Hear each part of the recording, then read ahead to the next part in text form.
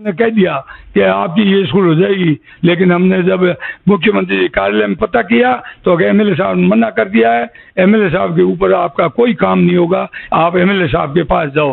तो भाई स्वाभिमान है, अपना अपना स्वाभिमान है। एमएलए साहब वहाँ अपने झोंपड़े बुला के लोगों से मुजरा कराना चाहते हैं, और उसके बाद लौट में एक मीटिंग रखी और उसमें लगभग मेरा फाइनल हो गया था, लेकिन आखिर की टिकट में मेरा भाग्य समझो वहाँ हाई कमान ने मृगेंद्र सिंह जी भाटी को टिकट देने से फिर मुझे कांग्रेस के हिसाब से रुकना पड़ा। और हमारा परिवार कभी जाति पाति नहीं रहा, लेकिन आपका कहना सही है कि जो ये लोग होते हैं ये जाति पाति की लड़ाइयाँ डालते हैं, राजनीति करते हैं। हमने तो हमारे परिवार में अगर मौका मिला तो आपको इस चुनाव में मुझे 36 कौम, चाहे बीजेपी के लोग हैं चाहे कांग्रेस घमंड है और अपनी तानाशाही है, कोई लोग सामने बोलते हैं, कोई कमेंट देते हैं तो पुलिस घर कहीं तहसीलदार से नुकसान। एक यहाँ लॉट के अंदर आपको क्या बताऊं, एक बाबा गरीब परिवार, उनको केवल उसकी दुकान है क्या सत्यनारायण की दुकान है, इस भ्रम से तहसीलदार जी को बिल्कुल बिना कार्य भूमिका थी।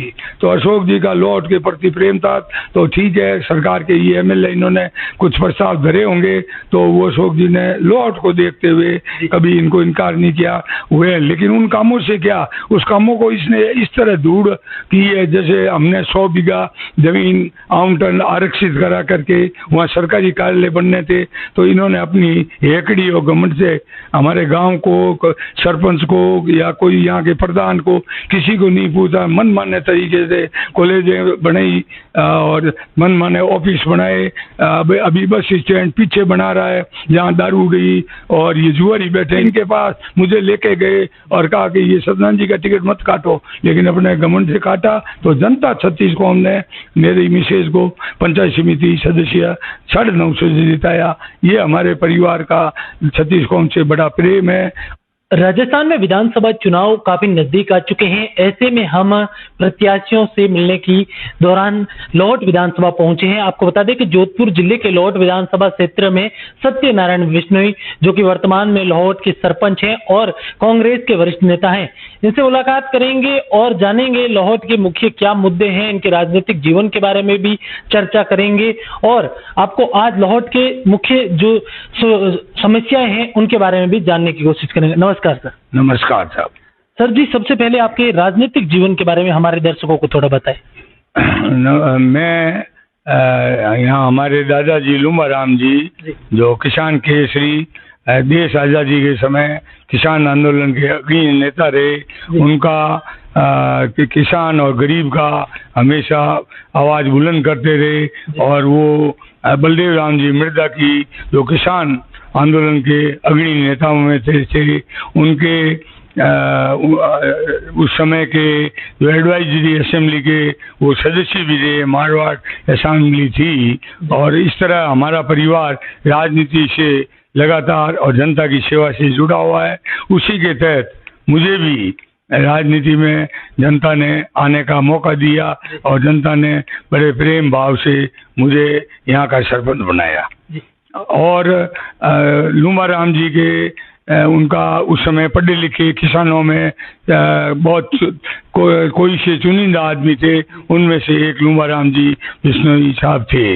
उन्होंने बलदेव राम जी मिर्जा, नाथुराम जी मिर्जा, राम निवास जी मिर्जा, परशाम जी, मदेना साहब और इनके साथ उनके उठ बैठ थी और उनके साथ किसानों की आवाज़ उठाने में अग्रणी रहे।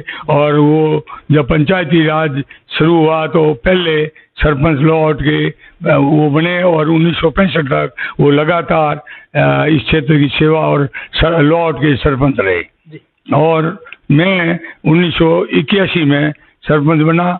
मेरा राजनीतिक सफर वैसे तो लूमाराम जी के 100 वर्ष पूगने के बाद जनता ने, मैं 77 में मालाराम जी के साथ वार्ड पंच बना और उसके बाद जनता ने हमारे परिवार पे विश्वास करके मुझे अगर 81 में भारी बहुमत से, जब मैं 26 साल का था, उस समय मेरा सरपंच पद पे कार्य और करने का मौका मिला।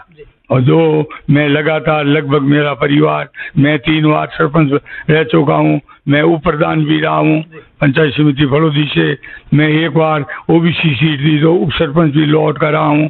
मेरी पत्नी वो भी पिछले 15 से 20 के बीच में सरपंच रही है। इस तरह 36 कौम का हमारे परिवार के साथ विश्वास, हमारे परिवार के साथ प्रेम और हमारे परिवार द्वारा जनता का अच्छा कार्य, गांव का अच्छा कार्य करने में विश्वास होने से वो लगातार, जैसे मैं पिछले वक्त जनता ने मुझे जिला परिषद भी सदस्य बनाया और इस बार मुझे सरपंच 1350 मतों से, भारी मतों से, जबकि 36 कौम की अन्य जातियां मेरे सामने खड़ी नहीं, उन्होंने अपनी तरफ से मुझे ही विष्णुई होते हुए भी मुझे करके और 1350 वोटों से मुझे विजयी बनाया। उसके बाद जब चुनाव आए तो जनता ने एमएलए ने मेरे से जब चुनाव होने के बाद जब थोड़े द्वेष भावना रखने लग गए और मेरा टिकट काटा श्रीमती का, तो जनता ने कहा कि टिकट तो हमारे पास है, मत हमारे पास है, आप तो फार्म भरो। तो उस समय हमने निर्दलीय फार्म भरना पड़ा। हम मजबूत कांग्रेसी होते हुए भी हमें निर्दलीय भर के और जनता ने 950 मतों से हमें विजयी बनाया। इस तरह हम जनता की सेवा में और लौट की कोई भी क्षेत्र की, मैं पूनम चंद जी के समय भी उप प्रधान था समिति में, सरपंच, तो वो बहुत ही मान रखते थे न हर समस्या। उस समय 9 ट्यूबवेल लौट में पूनम चंद जी ने, जब ट्यूबवेलों की होते ही नहीं थे, 4 खुले कुओं पे जनरेटर डाल के पानी की समस्या लौट के लिए हल कराई। पूनम चंद जी को जितना याद करें, मदेना साहब को जितना याद करें, तो कार्य के लिए मुझे बहुत सहयोग रहता था, क्योंकि जिला परिषद के अंदर उस समय सरपंच ही होते थे डायरेक्ट। तो महिपाल जी मदेना भी हमारे लॉर्ड के प्रति प्रेम रखते थे और हमें अच्छे विकास में सहयोग देते थे। इस तरह हमारा ये लॉर्ड के प्रति हमारा परिवार। जी, आप लाहौर में काफी समय से सक्रिय हैं, तो आपको क्या लगता है यहाँ की मुख्य समस्याएं क्या है जिनका निवारण होना चाहिए वर्तमान विधायक काल या फिर 2008 के बाद अभी तक नहीं हुआ है? देखो साहब, मैं 2008 में जब विधानसभा लॉट अलग हुई तो उस समय मेरा अशोक जी जो यहाँ से अपने एमपी रहे, जब से मैं जुड़ा हुआ हूँ, और उस वजह से उन्होंने 2008 में मुझे ये अलग होने से कहा कि आप तैयारी करो, और लॉर्ड के विधानसभा के लिए मेरे टिकट के लिए उन्होंने बिल्कुल हामी भरी। उसके संबंध में आपको मैं क्या बताऊँगा, अशोक जी ने 4-5 हमारे यहाँ मीटिंगें करी और लोगों को कहा कि आपके लिए सत्यनारायण जो कांग्रेस से जुड़े हुए हैं, इनकी विचारधारा अच्छी है, अच्छा रहेगा।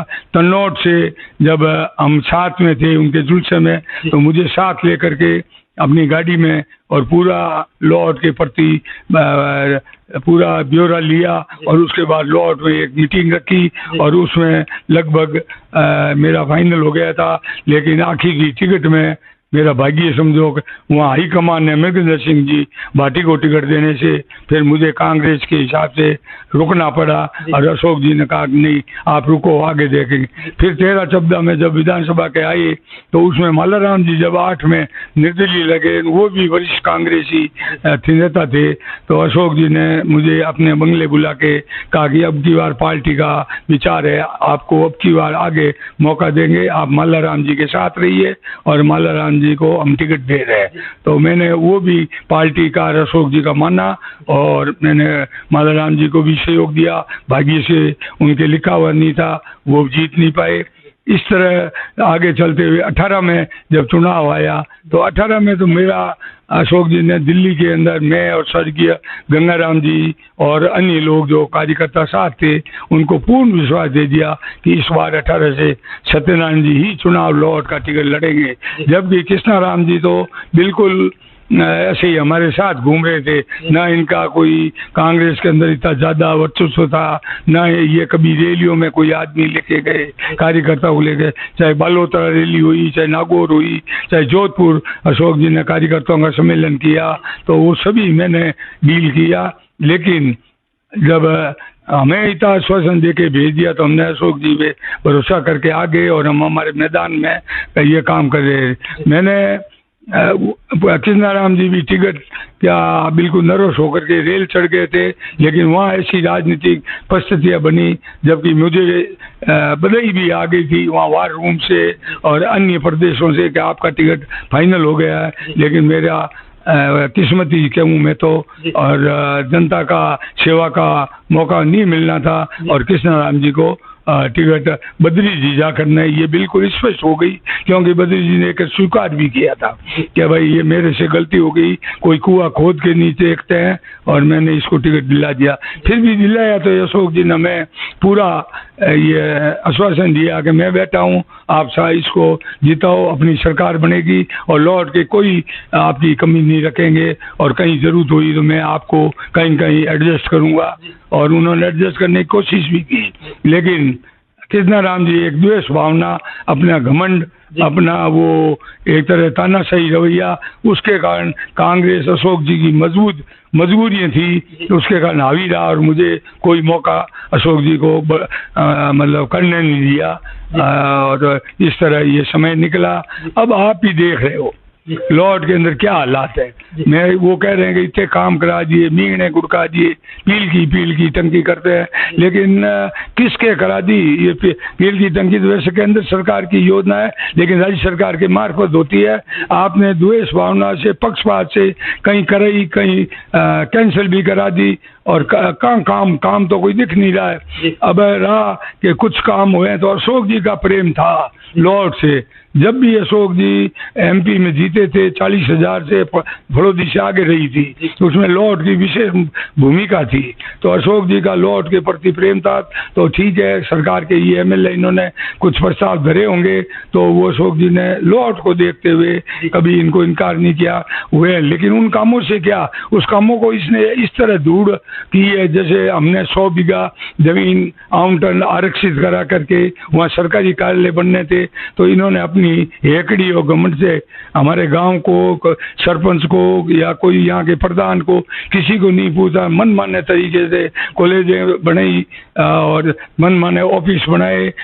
अभी बस स्टैंड पीछे बना रहा है जहाँ दारू गई और ये जुआरी बैठेंगे, जनता के कोई काम नहीं आए। इस तरह ये एक जिद्दी MLA बन गया, ताकि ये लॉस हो रहा है। लॉर्ड मुख्यालय में तो ये 100 बीघा जमीन हम ऐसा समझ रहे कि उस समय दे दी, नहीं तो ये क्या बनाता है, क्या करता।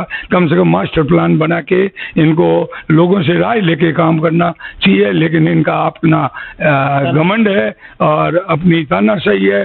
कोई लोग सामने बोलते हैं, कोई कमेंट देते हैं, तो पुलिस घर, कहीं तहसीलदार से नुकसान। एक यहाँ लॉर्ड के अंदर आपको क्या बताऊं, एक बाबा गरीब परिवार, उनको केवल उसकी दुकान है, क्या सत्यनारायण की दुकान है, इस भ्रम से तहसीलदार जी को बिल्कुल बिना कार्रवाई किए 10 दुकानों को गिरा दिया। 50 लाख का उस बेचारे का नुकसान हुआ। और भ्रष्टाचार का तो अब क्या बात कहें, मैंने तो कल देखा कि उन्होंने उद्घाटन किया है, वो दीवारी तो मेरी बनाई हुई है 40 साल पूर्व। कौन सी? ये अस्पताल की, जिसके नीचे सेम दीवारी रख दी, दो नई परतें दे करके रंग रोगत करके उद्धार करके नई बन गई है। नई कहाँ, वो तो पुरानी पड़ी, जांच कर लो, अभी भी उसमें मिट्टी में बनी हुई है वो दीवारी, 4 दीवारी।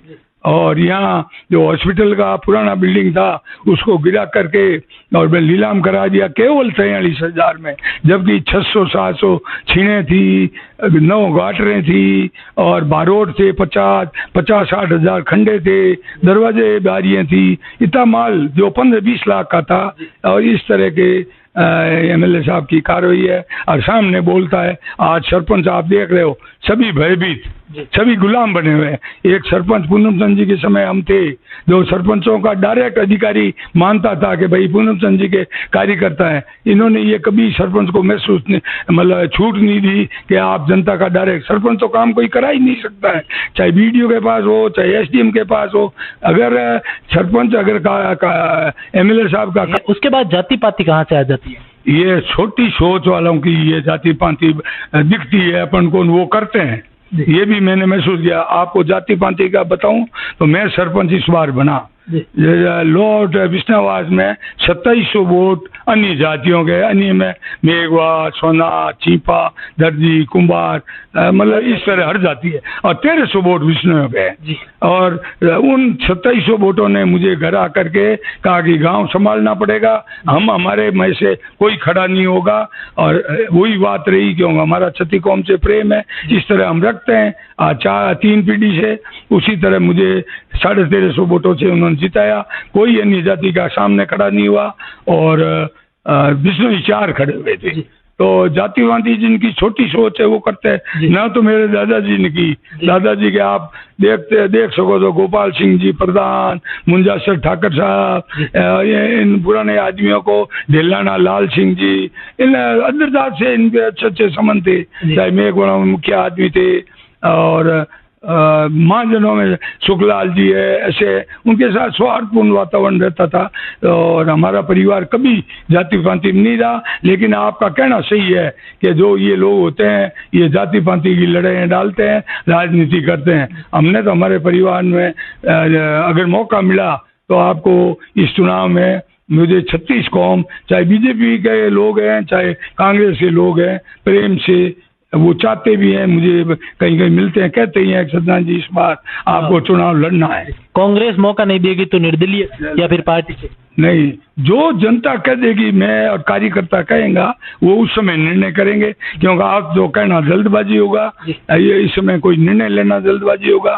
तो मैंने उदाहरण दिया आपको, मेरी मिसेज भी 9.5 से निर्दलीय जीती, इनके हाथ में टिकट था। देखो इनको इतो घमंड कि रामलाल जी जाट ने इनको टिकट देने का कहा, दिव्या जी ने कहा, दादी साहब रामेश्वर जी ने कहा, नारायण जी डाबड़ी खुद इनके पास मुझे लेके गए और कहा कि ये सत्यनारायण जी का टिकट मत काटो, लेकिन अपने घमंड से काटा। तो जनता 36 कौम ने मेरी मिसेज को पंचायत समिति सदस्य 9.5 से जिताया। ये हमारे परिवार का 36 कौम से बड़ा प्रेम है। और हम ऐसे ही, मेरे 3 बच्चे हैं, एक डॉक्टर है कमल, आप देख सकते हो कमल देनों कर रहे थे, आज भी देनों के लोग कमल को, डॉक्टर को, और मुझे जाते हैं कहते हैं आपके लड़के कमल जी हमारे को बहुत सेवा देते हैं। मेरा एक बेटा लड़का वीडियो है, एक ये काम करता है जो व्यवसाय का बड़े वाला।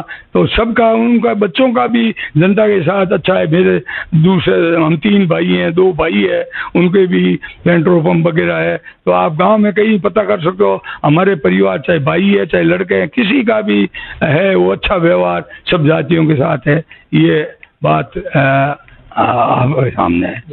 तो दोस्तों, ये हमारे साथ सत्यनारायण जी थे, लोहावट से वरिष्ठ नेता हैं और इस बार कांग्रेस की टिकट की मांग कर रहे हैं। ऐसे में आप हमारे साथ जुड़े रहे, विधानसभा चुनाव 2023 से जुड़ी तमाम बड़ी कवरेज लेकर आते रहेंगे। जोधपुर जिले सहित तमाम क्षेत्रों के प्रत्याशियों से मुलाकात का सिलसिला जारी रहेगा। कैमरा पर्सन जगदीश के साथ मैं सुदर्शन देनोक।